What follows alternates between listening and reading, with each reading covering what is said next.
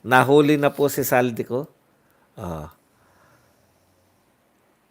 Ito po ang latest dyan kay Saldico. Saan na ba si Saldico?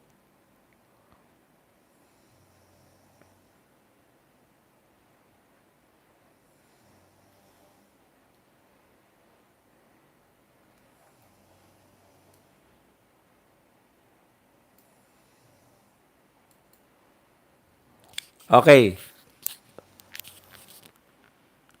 Sa kasalukuyan po, ito po si Saldico ay nahuli ayon sa presidente ng Pilipinas, no? Na nagtangka pong tumawid dito sa The Prague.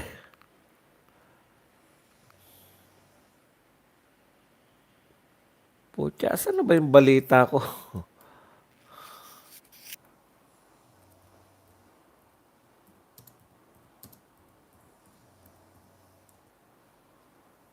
Ayan. Okay.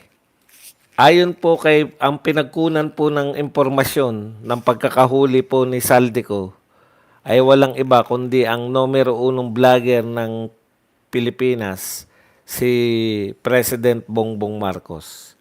Okay. Nahuli na si Saldico.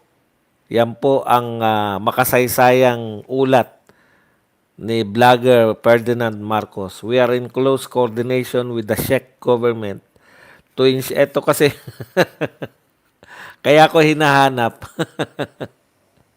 Kaya ko po hinahanap kasi hindi ko matandaan kung yung sa The Prague ano nang bansa yun po yung Czech Republic, no? Nakikipag-ugnayan na po yung ating pamahalaan. Actually, ang nakahuli po yung Czech Republic dahil sa alam nyo naman na wala na pong passport. Kinansila na po ng passport to si Saldico. Ngayon, kaya nga kung kay BBM lang po natin nalaman to, sana po totoo. Okay. Tayo po ba ay malungkot na naman daw? Ang reaction po nila, malungkot na naman daw yung mga DDS kasi nakulong na naman nahuli na naman ang isang DDS. Never po naging DDS yung saldi ko. Itatama lang po natin ha. Alam niyo po yung utak nila, gamunggo talaga eh. Basta bumira kay BBM, DDS na agad eh. Kaya dumadami kami ng hindi namin sinasadya. Lahat ng mga bumibira, DDS eh. DDS si Guanzon, DDS to si Saldico. Lahat, DDS.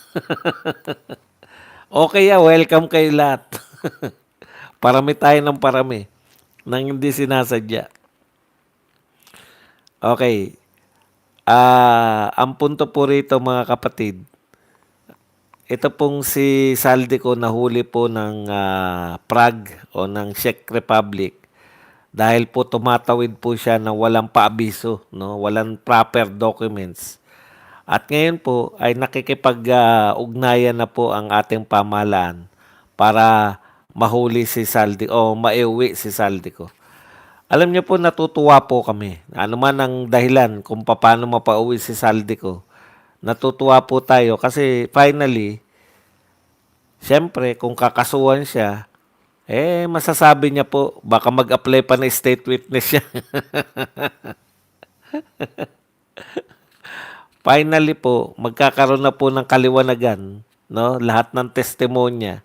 Sana, sa bagay, malabo na sa Senate dahil ayaw mag-imbestiga talaga ni Lacson. Eh. Sana isiwalat na po ni Saldico ang lahat ng kanyang kaalaman. Kasi wala eh, sa tingin ko hindi na talaga tatantanan niyan si Saldico. Sana po manatili po proteksyonan po ng pamahalaan. Kasi po pag may nangyari po dyan, ano man mangyari kay Saldico, no? At hindi po siya makauwi ng maayos, alam na po ng mamamayang Pilipino kung sino sisisihin. Si Saldico po, hindi po naging DDS, pero natutuwa po tayo sa kanya dahil matatawag po natin siya na isa sa mga pinaka